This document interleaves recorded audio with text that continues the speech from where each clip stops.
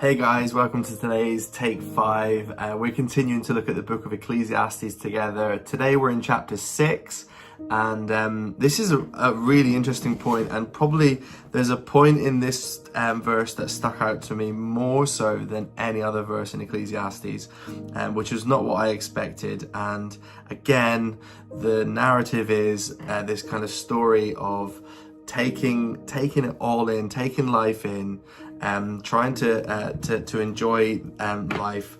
And there's a point that talks about, in verse 6, God gives some people wealth, possessions. We're in chapter 6, verse 2. God gives some people wealth, possessions, and honor, so that they lack nothing in their heart's desire, but God does not grant some people the ability to enjoy them. And I was like, what? And it goes on to even describe that as being this is a bit of a brutal verse, and I need to be careful how I word this, but in verses 3 and 4 it talks about there being like a stillborn child, and almost comparing the life of that stillborn to have been lived out more, to live more in prosperity than someone who works really, really hard, strives after wealth, possessions, and honor, but isn't able to enjoy them. And so, I know that's a really a horrible turn of phrase to think about, but it just shows the brutal nature of, if we can't enjoy what we have, if we can't take in what God has given us, if we can't just I spoke about this in chapter 5, the power of reflection in our life, where we can just reflect, take in some moments. It doesn't have to be over spiritual. Sometimes just moments that with friends or family or experiences or past things. But if we can't enjoy life, then we are I feel like just striving, and actually we're almost putting into someone else's bank account rather than into our own. Now that we could look at that and be like, that's super unselfish.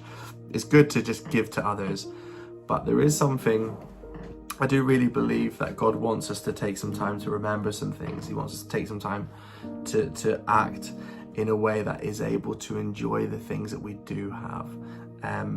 I think it's ungodly to go through life and not be grateful for the things that we have, and to reflect. And there's a word that I'm thinking of that I can't think of. It begins with S, and it means to kind of not saturate. Maybe as you're watching this video, you're like, I know what the word is. If you taste something and you want to experience the taste, you're savoring, savor the moment and take it in, the power of not just reflecting, but enjoying and savoring what God has for you. I just pray that you wouldn't go through life or go through today where there could be God moments, God opportunities in front of you, to speak, to step in, to pray, to be that Christ-like example. And sometimes we need to take a step back and savor a moment in order to step in and be that example. So I pray that you would go after it today. Don't go through life scrambling and not able to savor. I'm really pleased that I worked that word out. I got there in the end, yes. Because there was saturate, there was salivate was going through my head at one point, but savoring the moment. Savoring the moment to save the moment in front of you. Go for it. Go, go, go, go, go.